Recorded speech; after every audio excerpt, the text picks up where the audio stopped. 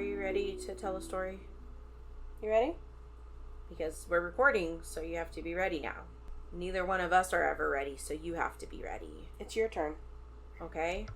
She said okay. Okay. I don't know if y'all heard that on the mic, but she said okay. Alright, great. Alright, well, sorry about last week. Yeah, I was about to say, we're sorry. It was a wild week in the Twisted and Mysterious household, so we just never had the time. No, it was a very busy week, and it was like the end of the 9 weeks, so I had so much grading to do. And there was just so much going on. Yeah, our schedule was really crazy last week. We just couldn't find a time to make it work without me staying up all night long doing things. All night long, so I was too exhausted for that. It just didn't happen. We'll try to make it up to you, but... We say that every time. We say that every time, and we don't usually, but we'll try. Yeah. Well, I have a grievance to file. Okay. With myself. Oh, okay. I can't. As long as it's not with me. I can't find my little IKEA block that I hold my iPad up, which is bizarre because I always know where that thing is, and I always put it back in the same place. Check under your bed. Yeah. But I always put it right here. I know, but like it could have fallen. Yeah. So did you No, check under I your did. bed? And it's not there. And I know that I took it to school the other day, like whenever I was researching and stuff. But it's not on my desk at school. Maybe one of your awful students took it. I coulda. Because they like to touch things that aren't theirs. They do. But like, what would you do with an IKEA block? I don't know. I guess I'll ask them about it tomorrow when I ask them why there's a glue stick stuck to my ceiling tomorrow. Yeah, children are fun. I've been attempting to teach a child how to draw. Yeah. I mean, granted, he already knows how to draw. He's 10, and he's a really decent artist for being 10. Mm-hmm. But I'm supposed to be teaching him shading and light sources mostly, and it's just really tough to come up with new things to do with shading and light sources every week. Yeah. I can't imagine. It's hard enough to teach kids how to math. Yeah. And math is just logic, and there's rules, and... Those are the two things that teenagers hate. But what I mean is, it's not like you have to make it up. That's true. They think I am. They think I just, like, figure it out to torture them every week. Yeah. But, especially when we were doing imaginary numbers last week. Yeah. Like, if it's imaginary, why do I have to know it? Yeah. They're already mad about the letters. Like, I'm having a hard enough time with real numbers. Mm-hmm. Why do I have to know imaginary ones, too? Yep. All right. What else? I don't know. I have a headache and I'm really stuffy, so pardon me if I'm a little out of it tonight. No, nothing else. I've just been watching Xena all day. Yeah, lucky. I know. Right. I've been cleaning and watching Xena. Well, should we just jump in since we already made people wait for us a whole extra week? I guess. I know that they love our boring stories before the actual story. Yeah.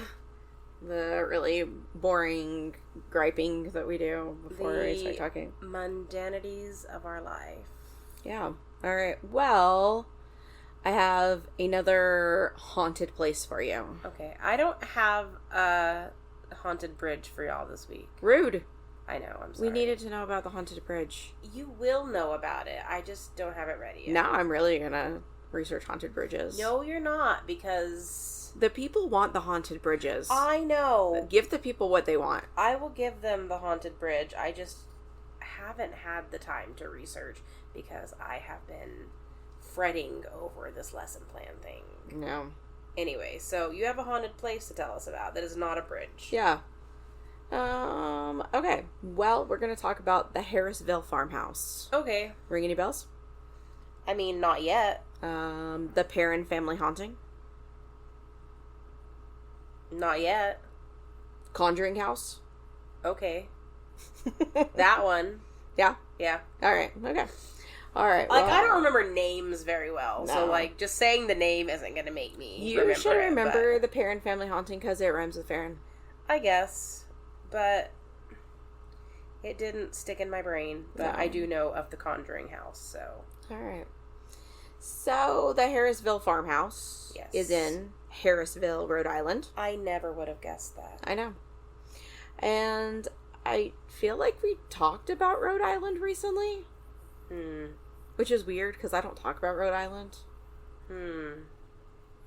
But I can't remember why. Was the one missing girl that they still haven't found, did she go to school in Rhode Island? The one with the car, and there was like the snowbank and the tree. She was from Massachusetts, and she went missing in Vermont. I was thinking it was Rhode Island, but I don't know. Maura Murray. Yeah.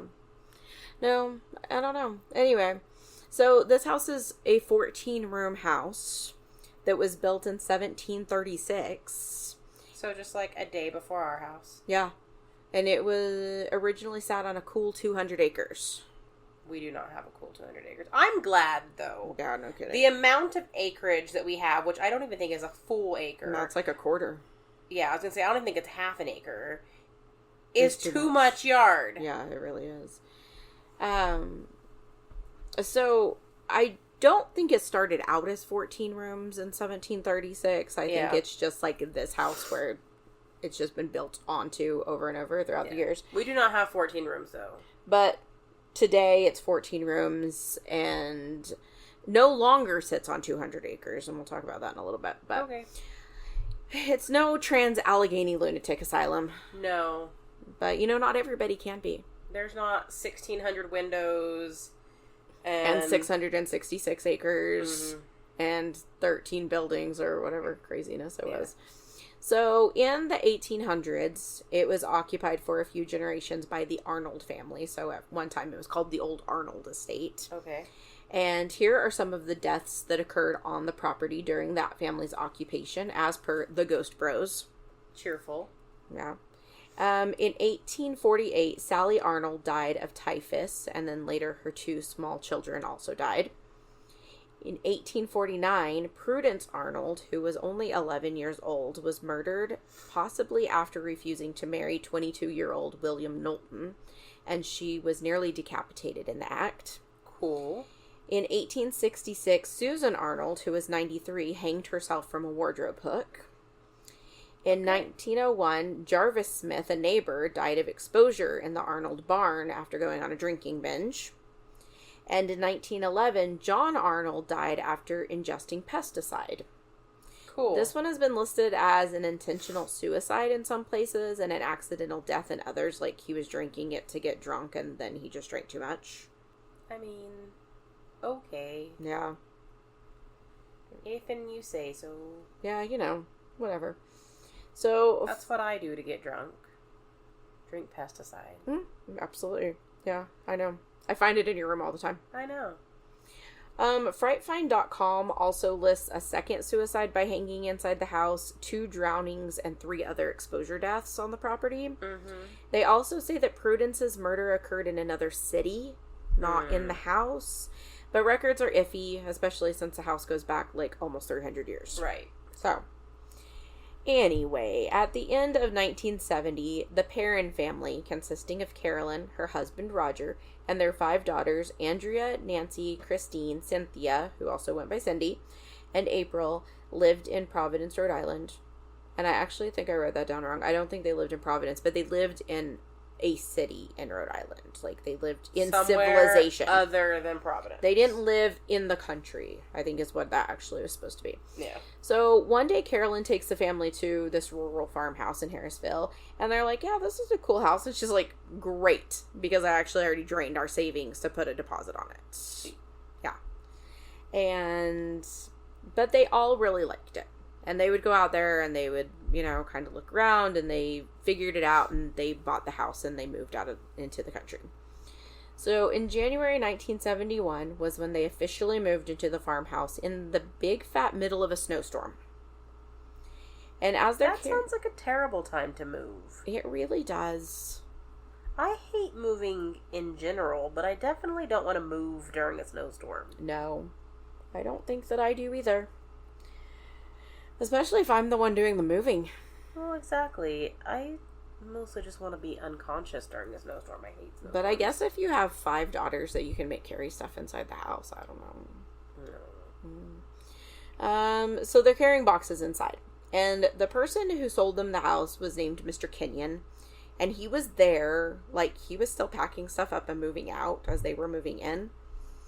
And Andrea, the oldest daughter, she is given this box by her father, and he's like, go inside, take this to your mom. And she goes in, she sees Mr. Kenyon standing there, and there's this other guy standing in the room, and she goes into the kitchen or wherever mom's is, and she's like, hey, who's the dude with Mr. Kenyon? And her mom's like, there's no other person here. Like, it's just us and Mr. Kenyon. There are no dudes here. His son's supposed to come here later. He's not here right now, but there's nobody else here. And she's like, okay. But she even says, I watched there's like a two-part interview thing on YouTube on a channel called 757 Paranormal, where Andrea Perron gives a interview to these people. And she said that she even remembers thinking, wow, do people really dress that weird here? Like, yeah. Because this guy was dressed oddly, I guess. And so then the sisters start coming in. They're like, Mom, who's the dude with Mr. Kenyon? And Mom's getting exasperated. And she's like, there's no dude here. And then finally one of the other sisters comes in and she was like, did you guys see the dude with Mr. Kenyon? Because he kind of just disappeared. But also, it's just like, if all of your children are telling you this, right? Why would you just be like, there isn't a dude? I'd be like, why is there another dude? Right. Yeah. I know. Who is this dude that all of my children are seeing? I don't know if she was just like busy and so she was just like, you guys are being dumb. I don't know. So it's like as soon as they moved in, they're already receiving paranormal activity. Yeah. And according to them, when they looked at the house, and they went out there several times, they didn't get any weird vibes or anything from the house. It was just a nice house. Yeah. And so when the old owner, Mr. Kenyon, is finally done and he's walking out, he hands them the keys and he tells them something like, you'll be fine as long as you sleep with the lights on. I'm sorry. Excuse me? I feel like you should have disclosed this to me. Oh, no. You should have disclosed this to me before I purchased the house. Right? Like seller disclosure or something? Yeah. Or you got a bloody nose? Yes, my sinuses are so screwed up. Alright. We'll wait. So anyway, it was just kind of like, well, no turning back now. Right? Here you go. Bye. And I just assumed that the family laughed uncomfortably and went back to moving their boxes inside. Like, surely this man is kidding. Right. Roger was a traveling jewelry salesman, so he wasn't home all the time. And the girls and the mom were just there by themselves all the time, just out in the middle of, the country now. The girls start hanging out with a ghost. Okay. That they nicknamed Manny.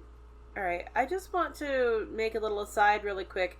I know that traveling salesmen aren't really a thing anymore, but I feel like even in the grand scheme of traveling salesmen, selling jewelry door to door seems kind of weird. Yeah. I also think selling encyclopedias door to door is weird. But... yeah. Like, all of it's kind of weird, and so I guess... yeah. I can kind of understand vacuum cleaners, because everybody needs a vacuum cleaner. Yeah. But I'm really thankful that we don't have traveling salesmen anymore. Right. Please don't knock on my door and sell me things. Please don't ever come to my door. Don't come talk to me about your politics. Don't come talk to me about Jesus. Don't come sell me jewelry. Yeah. Or vacuum cleaners or encyclopedias. All right, well... I already have A through P. Now leave me alone. Yeah. They have a friend, ghost named Manny. And most people believe that he's the ghost of John Arnold, the one that died after he drank rat poison or whatever it was. Right. And he would play with their toys. And so I also wonder if Manny was this adult John person or a child, because... well, right. That's what I was about to say. Like, yeah. But whatever the case, they didn't get any bad vibes from this ghost. And they even liked him. They talk fondly about him. They even are like, this guy was like a member of the family. Like, he was around so much. All ghosts can't be terrible. Yeah. And so Andrea tells a story, because she was a guest on Ghost Adventures when they did their special. It was the season premiere of like season 22 or something, and it was a Halloween special. But she was on there, and she tells them a story, and I think it was also on the episode of Paranormal Witness, where one night Cindy, and I think it was like one of the first nights they lived in the house, Cindy crawls into bed with Andrea and told her she was hearing voices in her room. Mm-hmm. And Andrea had heard a noise, but she thought it was like the wind and like the eaves of the house. Right. And so she asked Cindy, what are the voices saying? And Cindy said, there are 7 dead soldiers buried in the wall. Creepy, and if true, that's gross. Yeah. Mm-hmm. And so, like, I'm just waiting for somebody to knock down the walls to tell me if this is true or not. Right? Like, why have we not already done somebody could take care of that for me. That'd be great. Or, like, one of those, like radar or X-ray thingies. Like, I don't know, like... Kind of like a ground-penetrating radar, but a wall-penetrating radar. Yes, if somebody can get a wall-penetrating radar into this house, I need to know. Yeah, she said that even the voices were, like, surrounding her, saying this. Was it all 7 of the dead soldiers? I don't know. They also heard just, the basic haunting noises. Like footsteps and doors opening and closing, voices, etc. Things would move or disappear. Apparently the broom would disappear and reappear a lot. Huh. But also sometimes they'd hear someone sweeping and they'd go into the room and a little pile of dirt would be swept up, but no one had done it. Once again, I love ghosts that clean and stuff, but our ghost just throws things. Yeah. And my car ghost just messes up my text messages. Your car ghost is the funnest ghost. Yeah. Sometimes it's a pain in the butt, but... I appreciate your car ghost. It's entertaining, if nothing else. But our broom also goes missing, but that's just because nobody can stop touching it, and no one can agree on where it goes. Puts it back in the place where they believe it should be. That everyone puts it back in the place they believe it should be, and nobody agrees on where that place is. Exactly. But I kind of wish that I had a helpful ghost because I hate sweeping. That's what I'm saying. Like, every once in a while you hear about a ghost that, like, cleans or folds laundry or whatever. And I'm just like, why doesn't everybody have one of those ghosts? Or, like, the one, like, one of the maids in, like, a hotel or something that, like, unpacks your suitcase or packs your suitcase or something, like... I think she was packing people to, like, get them out. Oh, yeah, like... Get out of here. Yeah. Your stuff's packed. Now leave. Bye-bye now. They would sometimes hear a baby crying, which is not fun. No. I don't love that. But up to this point, the girls even referred to the ghosts as roommates. Okay. Because there wasn't anything sinister happening. It was just, things moving and 7 dead soldiers living in the Yeah, nothing creepy. Super normal haunting things. But then things start getting darker. The family starts being woken up at like 5 a.m. I think specifically it was like 5:15 every morning to the smell of rotting flesh. Well, 7 dead soldiers are bound to smell. Facts. And I don't like waking up at 5:15 to the smell of skunk. Right. So, rotting flesh would be even worse. Or a cat barfing, or... or Rooney boofing at me because she needs to go pee. Yeah. Nobody should ever wake me up at 5 o'clock in the morning is the moral of the story. The moral of the story is don't wake me up at 5:15 in the morning. But also, like, I don't want to smell rotting flesh any time of the day, but especially not when I'm trying to sleep. Yeah, no. Gross. On Paranormal Witness, Cindy tells a story about sleeping in Andrea's bed and waking up to see something hovering over them. And then the thing grabbed her and dragged her out of bed and was dragging her to the stairs, but she grabbed the railing. Uh-huh. And she said she knew that it was a woman spirit and that it was trying to take her to the basement. And the girls also all reported that their beds had started levitating. Your roommates are getting unruly. Yeah, they are.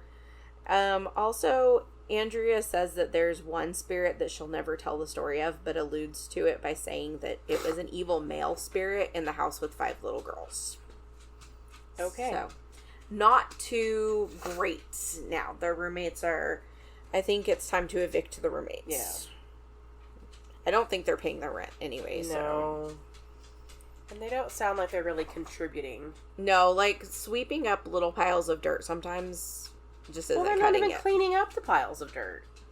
Alright, Have you ever watched The Conjuring? I don't remember. I was actually going to put that on last night when we were sitting on the couch. I almost thought that you were going to because you were flipping through the stuff on HBO.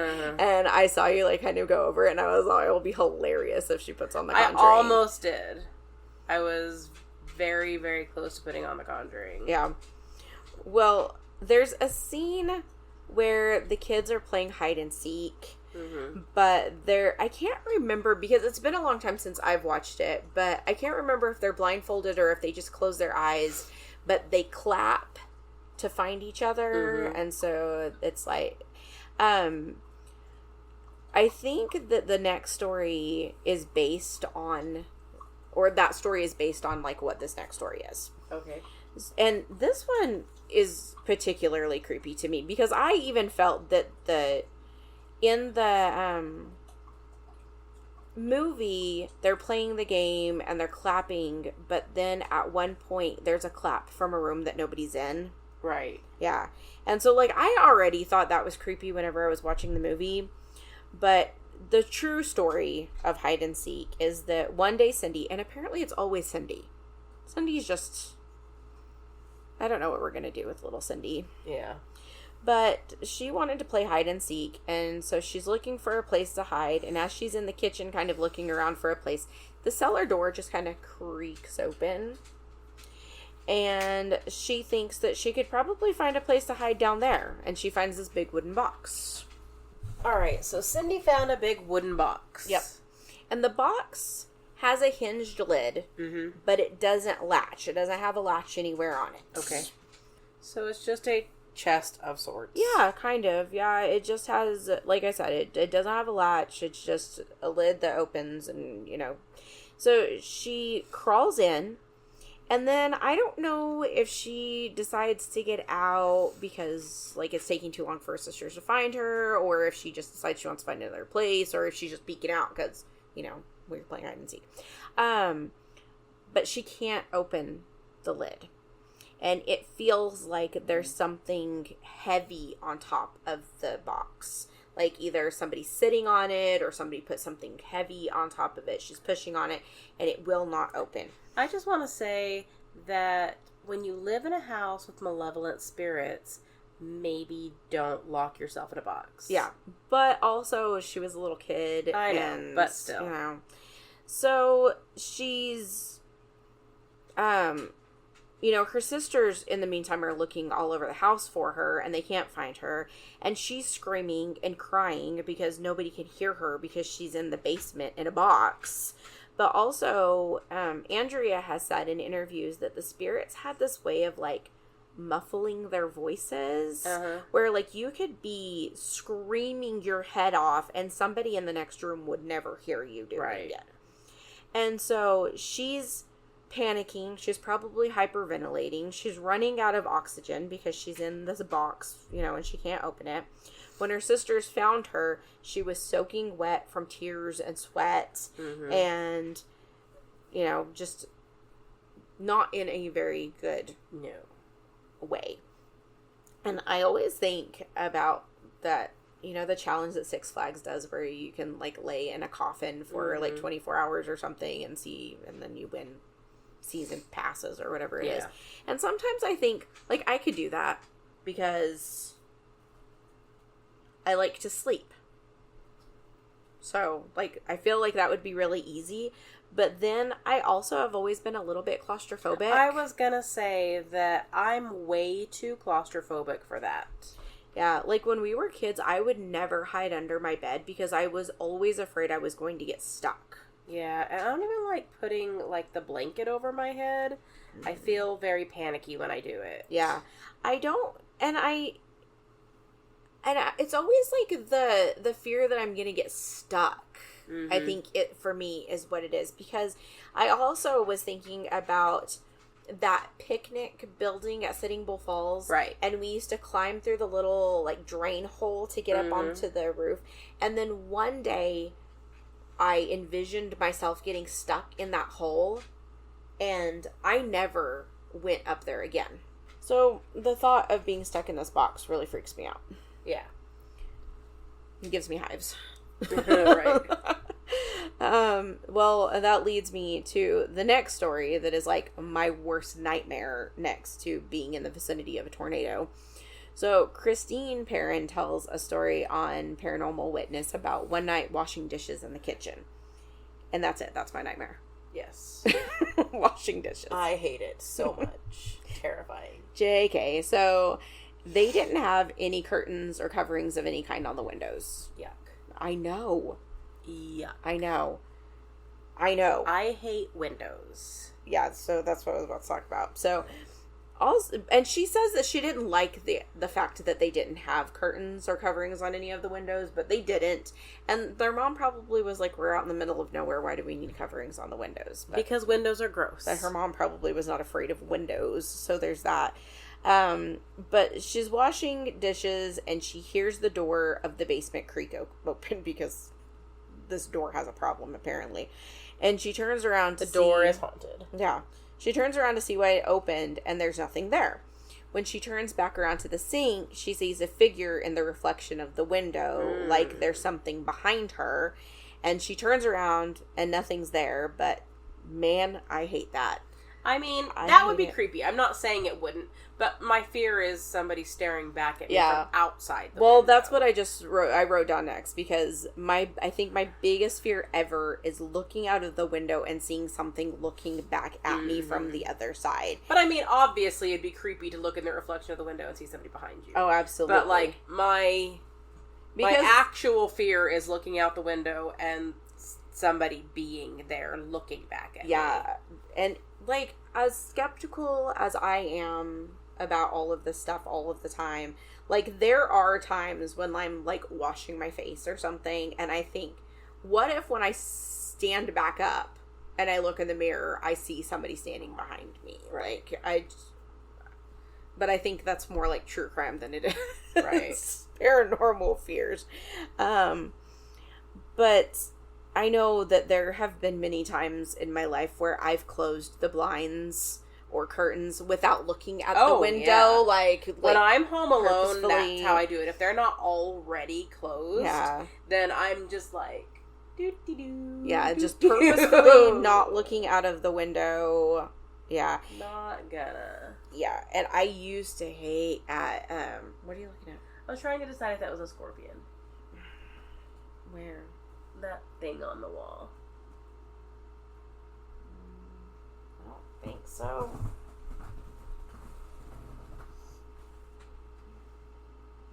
No, I think it's like a gallynapper. Okay. I just know that we do get scorpions. No, I think it's a gallynapper. Like the day there was one next to my face on my wall in my bed.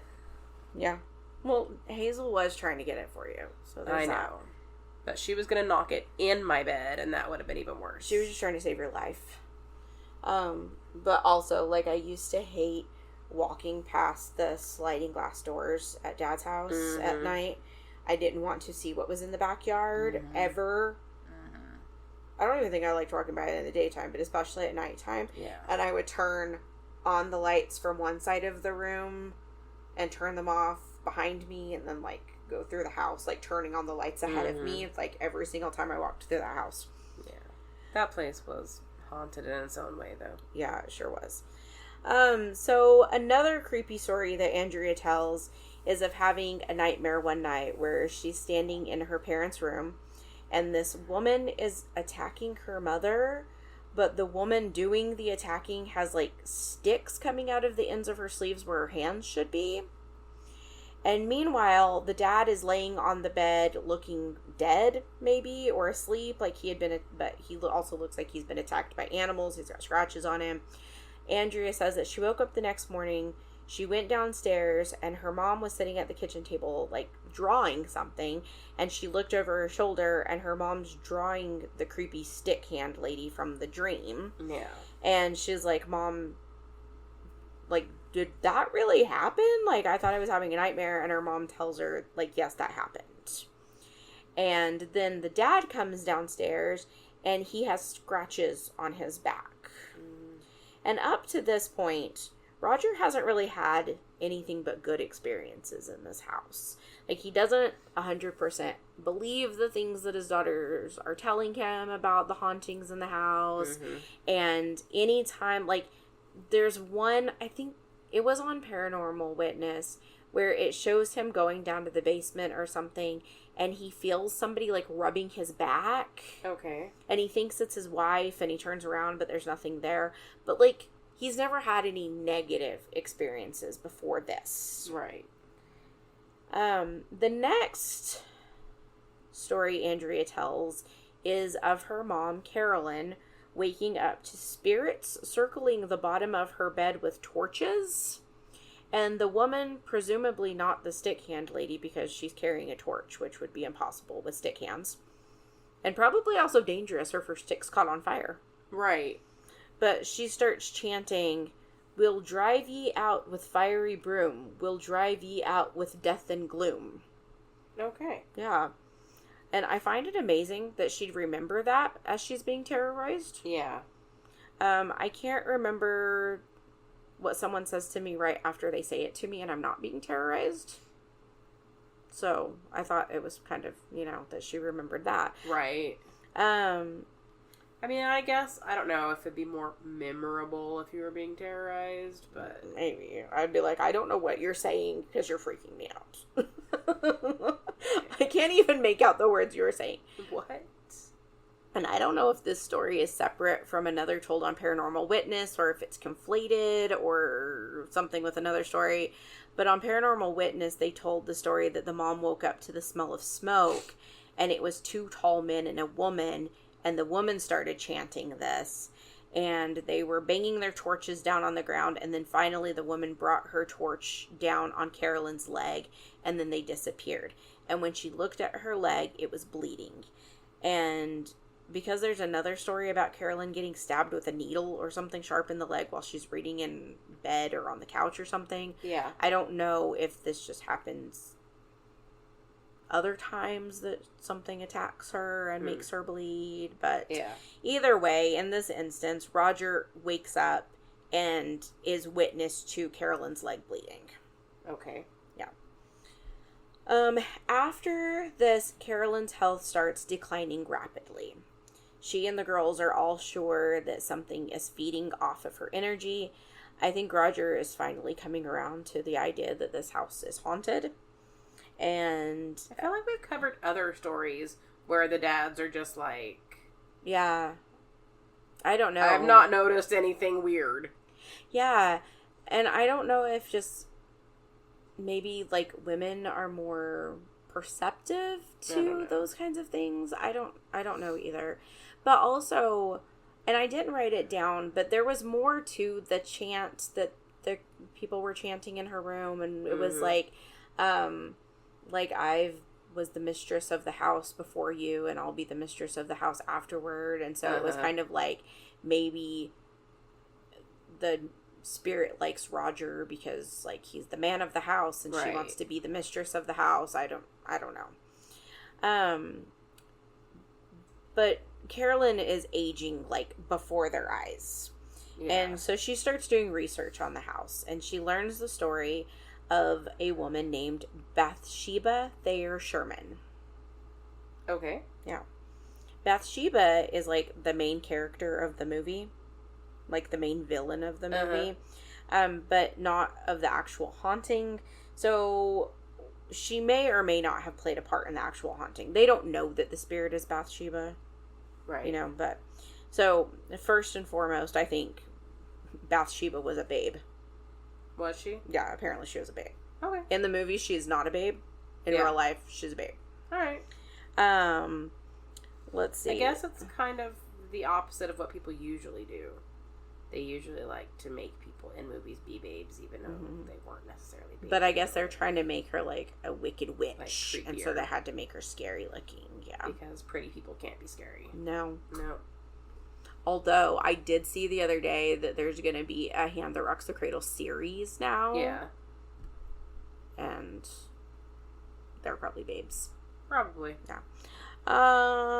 Okay, so Sorry for all of the sniffling. I'm dying over here. Yep. I don't really think that her being a babe has anything to do with the story. No. Other than the movie portrayed her as not a babe. And so we're just letting you know. I'm just reporting the facts. The story goes that Bathsheba did not live on the property, but lived nearby and got married, and she had some babies, and that these babies all died before their 4th birthdays. Well, that sucks. I know. And I don't judge this without proof because it was the 1800s and babies died. That just kind of happens sometimes. Medicine wasn't as advanced. Children got diseases. It was what it was. However, there is a legend that Bathsheba was caring for a baby at the Harrisville house, and this baby died. But that it wasn't an accidental death. The baby had a needle, maybe sewing, maybe knitting, I've heard it both ways, plunged into the base of its skull. Yeah. Oh, and just kidding, I forgot. Her being a babe was part of the story because one of the rumors or legends or whatever it was that she did this as an offering to the devil to be beautiful forever. Okay. Yeah. She was tried for the crime, but she was acquitted. But after that, everybody in town hated her. So, nobody knows if Bathsheba actually killed this girl, if this killed this baby or not. Yeah. So, there's that. Carolyn starts trying to find someone who can come out and check out the house or help them or whatever. And she comes across the name of a group at Rhode Island College called PIRO, which stands for Parapsychological Investigatory and Research Organization. And members and brothers, Carl and Keith Johnson, go to check out the house. And they did investigate, and they're even on the Ghost Adventures episode, and they investigate with Zach and crew. And they say that they don't believe that the evil entity in the house was anything that was ever human. Like, they fully believe that it's like a demonic entity that's in the house. Right. And Carl even says, when they first investigated this house, that there was a black, like fog or something that he saw, and that it kind of enveloped him while he was in the house. But they made the decision to call on Ed and Lorraine Warren, whom they had met at Rhode Island College at a lecture in the past. Yes. And I want to say that we've mentioned Ed and Lorraine before, but I can't remember if we have or not. But if you don't know, they are a married couple who became pretty much the most famous paranormal investigators. Ed was a self-proclaimed demonologist. Lorraine was a medium. And they were both staunchly Catholic, which I think you have to be if you're, like, hunting demons. I think there's some kind of law. All of the Conjuring movies are based on their cases, and they're the main characters of the movies. I think they're said to have investigated, like, 4,000 cases in their career, which is a whole bunch. They were famously tied to the Amityville house. Right. And Annabelle. And they even owned Annabelle. They had, like, a museum at their house that had haunted objects in it. That comedian guy that Ghost Hunted with Zach one time bought their house recently and all of their haunted stuff. I can't remember his name, though. I can't either. I know who you're talking about, but I can't think of who he is. Yeah. So, anyway, they come knocking one day in 1973. And all the hauntings have been going on for like 2 years now. And as soon as Lorraine walks into the house, she says, "I sense a malignant presence in the house, and its name is Bathsheba." So here's the deal. The question is, did Lorraine Warren have prior knowledge of Bathsheba's history with the house? Because that is a very unique name. Yeah. Andrea Perron says no. She says there's no way that she could have known that, but the skeptic in me says, these brothers called the Warrens and said there's this house, there's these people being haunted. Why couldn't she have done research on the house just like Carolyn did and find out about it? Well, that's what I was about to say. I was just like, they found out about it. So how hard is it for... Right.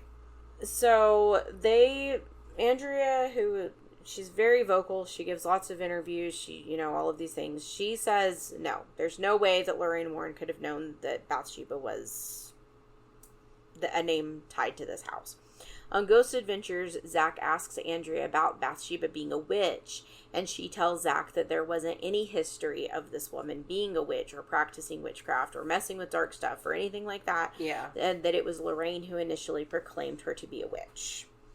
And they told the Perrons that the devil was living in their home and said that Carolyn was oppressed, which is the step before being possessed. Okay. And they wanted to do a seance. Roger did not want them to do this, but he reluctantly agreed to it. So they performed the seance on October 30th, the day before Halloween, because they felt like maybe this was the time when the ghosts would be super active or whatever. Right. And the kids were like, come any day. Come on in. These ghosts are always hanging out doing stuff. So they get to the house, they send the kids up to bed, but of course the kids are like, shh. They sneak back down and they watch it through like a crack in the door. According to Andrea and Roger, both on Paranormal Witness and then Andrea again on Ghost Adventures, they weren't 2 minutes into the seance when all hell broke loose. Okay. The whole house shook, and then the table they were sitting on lifted into the air and then slammed to the floor. Carolyn started speaking in a language no one could recognize and started like curling into herself and like contorting like a pretzel. Okay. And Roger was completely convinced that she was possessed in this moment. Her chair suddenly, like, flings back into another room, and she hits her head really hard on the floor, and Roger's sure that she's dead.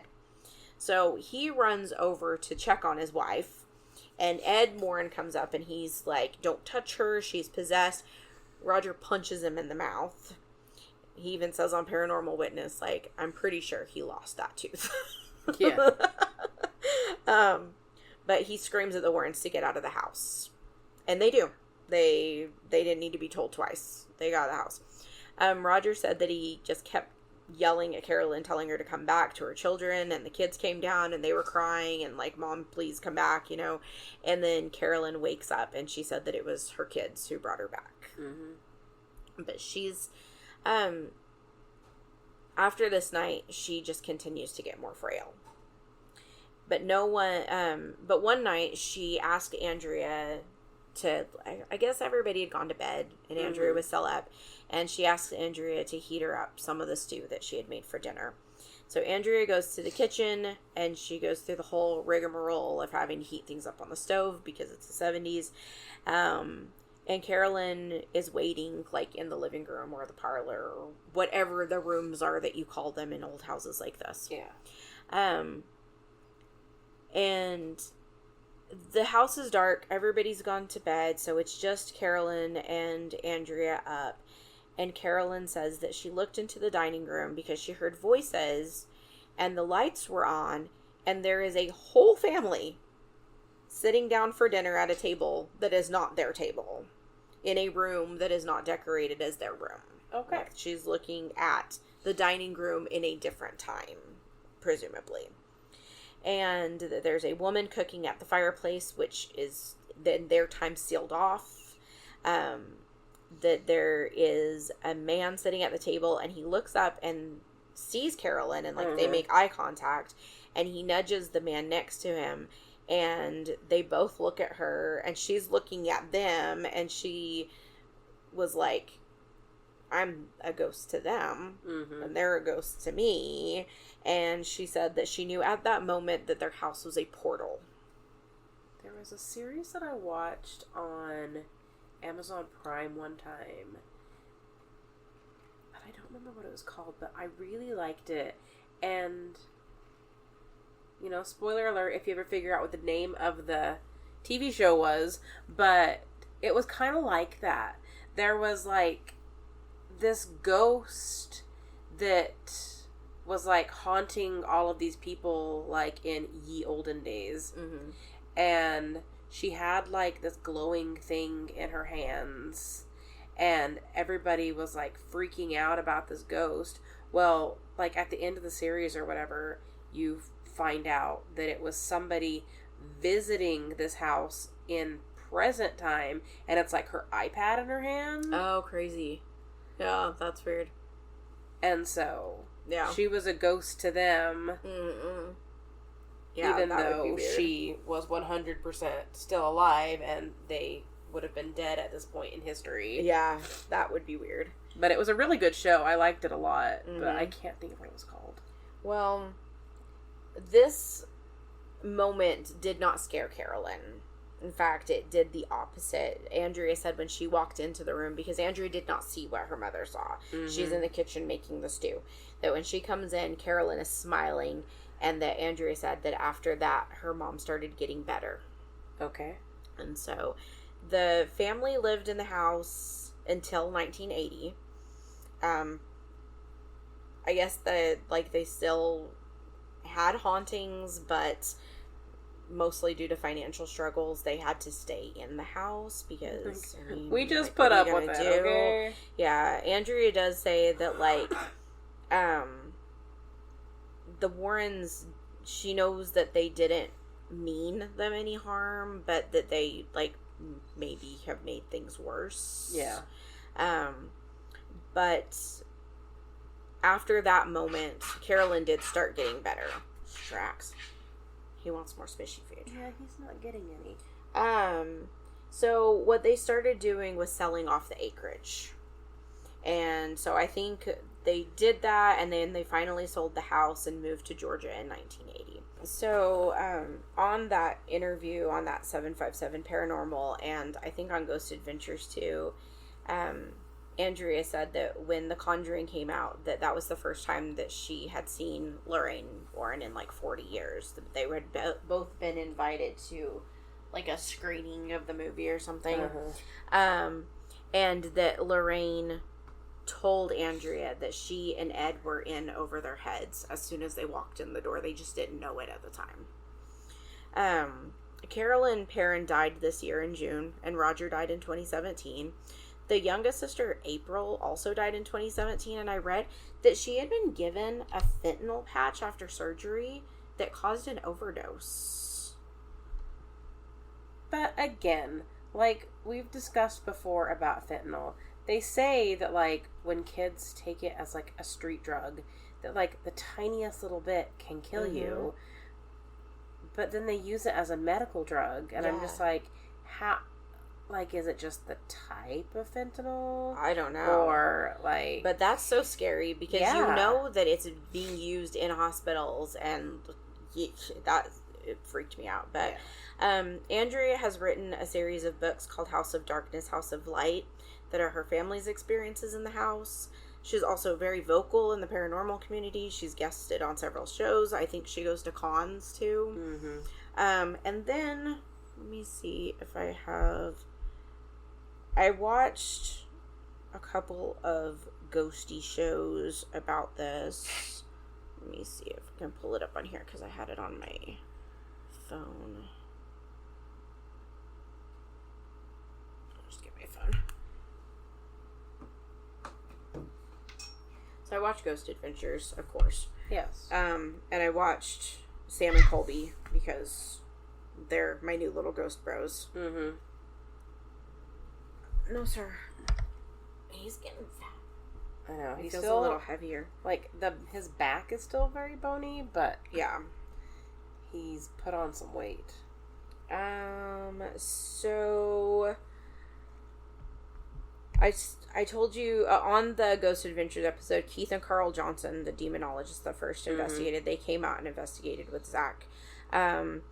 And there's one part where I want to say it was Carl is sitting at the table and he starts talking in this really creepy voice, and he just keeps saying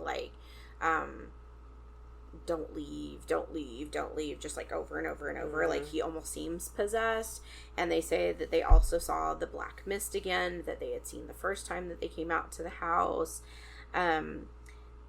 They got the SLS camera out, the stick figure camera. Yeah.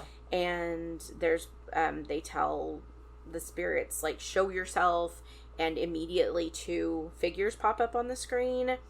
And it's kind of cool because you know how when on the one where they're watching they tell the the cowboy ghost or whatever to raise his hand, and he raises his hand, or the ones that look like they're on the stage playing as a band or whatever.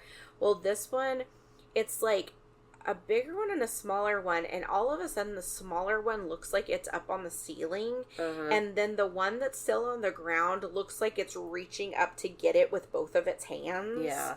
I don't know. Those ones are always really creepy. Remember the episode? I can't remember, like, where they were, but there was, like, something they called, like, the people that were being haunted called, like, the creeper or something, and it would, like, scurry up the walls and stuff, and, like, the SLS camera was showing the thing, like, being crouched in, like, corners, and... Yeah, gross. I do remember that. Yeah. Yep. I think the SLS cameras are the ones that are the weirdest, because it's tracking, like...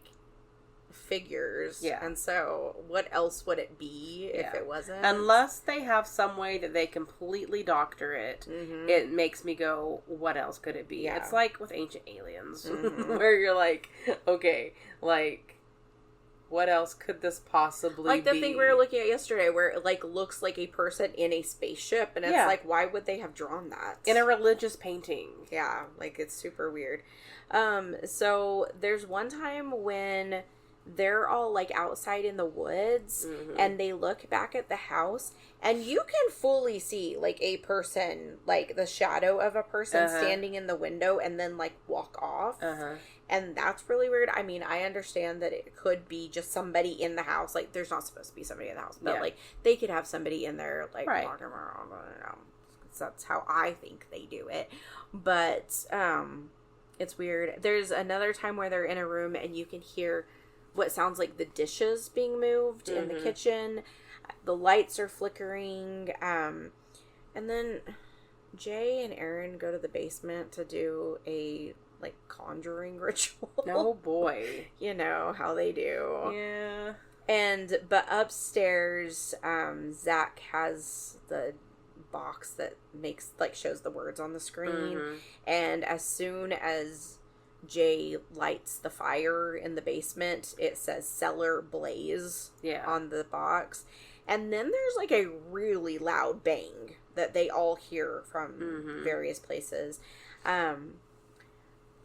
There's another point where Billy opens, like, he feels something, like, rushing at him. Right. And then he pans around, and all of the hangers in the closet are moving around. And then, you know, I talked about that Andrea says that the spirit muffles voices. Well, I don't remember which one was in one room, but, like, somebody's yelling for them, and they never hear the other guys yelling his name. Let's see. Then I watched... Sam and Colby. So Sam and Colby have one episode where they just go do their investigation, and then they also did an entire series where it was, like, their Hell Week, and they stayed the whole week there. Right. I only watched the first episode of their Hell Week, but I watched their other one, and they take a girl with them. I think her name is Amanda Ray. Have you ever heard of her before? Doesn't sound familiar. So she's, like, Gen Z medium, because this is, like, Gen Z Ghost Bros, right? And it's weird to see Gen Z people in these roles. Well, that's what I was literally just about to say. I was gonna say, I guess in every generation there has to be new ones. Right. But you don't really think about these younger generations that we have right now with their brain rot and etc. Well, it's like the whole thing, like, in 100 years, people are gonna see, like, Ghost and Juicy Couture. Yes. Like, I don't know. But they're going to be haunted by 6'7". Oh my god. I'm going to be haunted by that for the rest of my life, actually. So I'm already haunted. Yeah. But a lot of times when I watch shows with mediums, like especially like Ghost Adventures and stuff, they always are just, you know how they're just like hippy dippy and I was about to say. I don't know. Like very new agey and sometimes they just come across as like not genuine or whatever. This girl seems very genuine. Yeah. And so she goes with them and she's, you know, telling them like, oh yeah, like I just saw like somebody, or I just saw a spirit, or they're going through the house and they, you know, she's telling them, like, I can't really breathe in this room, but she's not new agey because she's Gen Z. Yeah. And so she's just giving it to you straight. Like, this is what I see, this is what I feel, you know, all of this stuff. So I really appreciated that about her. Like, if anybody was believable, I felt like she was believable. But they did the Estes method. Yeah. Which is my favorite thing that any ghost show does, or I don't know, the anything that we ever little watch. box with the words on it is one of my favorite things. Yeah. Because I'm just like, Yeah. that That's was true. spot on. But the Estes thing always is weird to me because it's like the person with the headphones on and the blindfold on, they're only hearing the Right. words that are coming through the thing. And so while the other people are asking questions and the answers sound like they go with the Right. questions, that's what freaks me out. And so there's one part where I feel I am like, I didn't write all of them down, and I thought that I did, but it kept saying Beelzebub, like, over and over. Right. Like, when Sam or Colby, I can't remember which one, had the headphones on, like, he just kept saying Beelzebub, Beelzebub, Beelzebub. Like, and it just kept saying that. And then they, like, took the headphones off, and they went and did something else, and they came back to it, and he put the headphones on, and that was the first thing that he said again. And then there was another time where they said, like, who the hell are you? Yeah. Like, the thing in the, like, headphone did. Mm-hmm. And it was like, why would the radio be saying that? Uh-huh. And then they said, the girl, Amanda, was like, we need to stop. Like, because whatever was happening, like, she was like, we need to stop. And immediately the person with the headphones on said no. And so it was really creepy because they were getting answers that sounded like what the answers should be to their questions. Mm-hmm. There was another time where one of the girls that was with them was looking into, I think it was the room where the seance had occurred, and there's like a armchair in there. Uh-huh. And she was like, I swear that I just saw like a little kid peek around the back of the chair at me. And she was like, I just saw it for a second. It looked like somebody peeked over and looked back, whatever. Later, the thermal camera gets clear as day the image of like a little kid like peeking around the side of the door frame. Mm-hmm. And when you look at this, I mean, you can see hair, you can see eyes, you can see a mouth. It's a face. It's really freaky. They go down in the basement and they're doing their like investigation down there, and it gets really freaky, and the girls are just like, we can't stay down here, especially Amanda, because she was like, I think that, you know, it knows that I'm sensitive, it knows it can speak through me, I don't want to have anything to do with this, I'm going upstairs. Mm-hmm. But then when they go back for their Hell Week, and I didn't write this down, so this is all just going to be from memory, but so when they go the first time, and when Ghost Adventures goes, there's owners, and I think their names were the Heinzens, and they lived in Maine, but they bought the house and they turned it into like a ghost investigation kind of thing. Like, people could come in and do investigations. They did ghost tours, all of these things. And then they decided to sell it because it was hard for them to go back and forth between Maine. They were living like these two very different lives. So then they sold it to, I want to say her name is Jacqueline Nunez, maybe. Okay. And so she continued with this, like, ghost tour kind of, like, tourist place, too. So this is who is owning the house when Sam and Colby go back for Hell Week. Mm-hmm.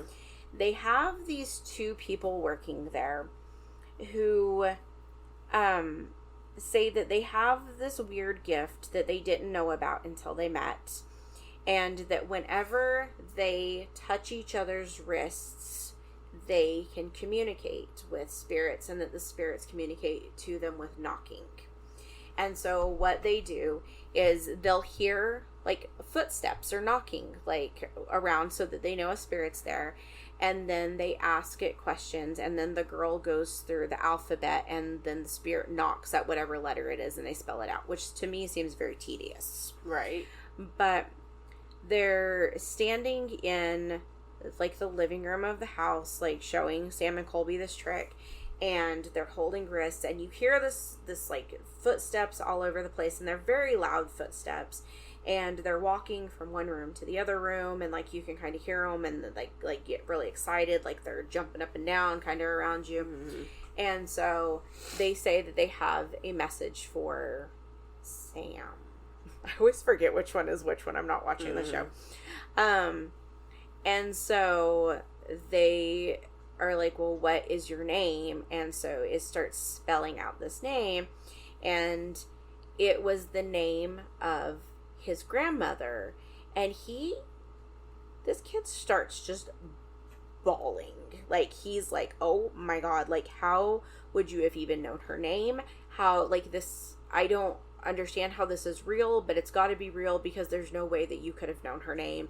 And his reaction was very genuine. Like, this kid is bawling on the screen. Yeah. And then so he takes a minute, he comes back, and then they do the same thing with Colby, and it's like somebody that Colby doesn't know, but it ends up being like his great grandfather or something, or his great great grandfather. Yeah. And he's like saying, then that spirit saying, like, let Lane and something, and like his mom's name, know that, like, grandpa's okay or something. But his dad spells his name Layne, Mm-hmm. and that's how the spirit spelled it out. And he was like, how, like, that's bizarre. Like, you Like, wouldn't one, just it's not a common spell name, it like and that. two, it's not a common spelling. And then the mom's name is also spelled weird, and they spelled that out weird too. And so they're both like, okay, but we are public figures, you know, it is possible that people could have found out these things Mm-hmm. about us.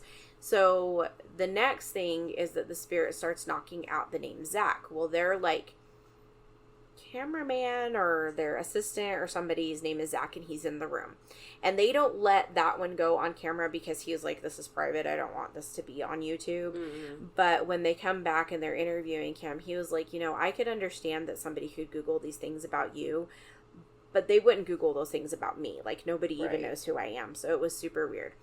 And then they try to prove that this is real, and so they take these two people out to various places where they don't know where they're going. They have somebody, like, third party, say, like, send them a, like, GPS coordinates, and then they go there. And you can still hear the knocking even when they're standing on gravel. They're still, you know, doing all of these things. And so, like, to me, it was real freaky, because I was like, how would this happen? Mm-hmm. But there are other people that say that they're, you know, that the guy can, like, manipulate his toes in some way where it makes, like, his joints crack and, like, makes the knocking sound or something. I don't know how that would work. I have this one toe that makes a weird popping noise. Yeah. But it's not loud enough that everybody could hear it. Yeah, I don't know. It was weird. I mean, I would like to believe that it was true, because it was, like, really crazy. Right. But that was kind of weird. Another thing that happened in the house, because it was supposedly one of the Arnolds that was giving them these messages that their, you know, grandparents were there with them and, like, letting them know that they were okay. But it was kind of cool. But then just as far as, like, the owning of the house goes, I guess this Jacqueline lady, like, maybe defaulted on her mortgage or something of the house. And the thing on Google AI said that as of October 2025, so that a well-known paranormal person has purchased the house, but it doesn't say who. And I'm like, is it Zach, or is it this guy who bought Annabelle? So, I don't know. But either way, like, the Paranormal Witness episode was really good for this house. The Sam and Colby episodes were good. Ghost Adventures is always worth a watch. But anyway, that's the story of the Perron family haunting, or the Conjuring house, if you will. Yes. I think I got by a ghost while we were doing that episode. Oh, yeah? Well, look at this. Hold on. Oh, what am I looking at? Oh. Well, I've got a bump right here that's just started itching. Yeah, on my I foot. have like these red spots all over my leg that were not there a minute ago. Yeah, it was a ghost. And now suddenly I have... And it was before the cat got on me, so it's not like the cat scratched me or I got allergic to his dander or whatever. Yeah. 'Twas a ghost. So I think I got by a ghost. You could have. All right, well, what else? The comedian's name is Matt Rife that you Oh, were that's right. trying Okay. to remember earlier. Because I don't really watch him, so I don't really know No, him. I've watched him before, but he's not my favorite. Yeah. Don't hate me. Him or anyone who's a fan of him. Yeah. Like him all you want. Just not for me. Yeah. Is he the guy that had something to do with boobs? Mm-hmm. Yeah, okay. Yeah. Okay. I don't remember what the thing was. I don't even care to know. I just kind of vaguely associate him with boobs. I mean, I think if he's the person that I'm thinking of, and I'm pretty sure he is, his comedy is just kind of raunchy to begin with. I think a lot of stand-up comedy is, though, to be fair. But anyway, so. Alright, well, do you have anything to add? Again, I'm sorry for all the sniffling. I'm also sorry for all the sniffling. I wish, For your sniffling. I know.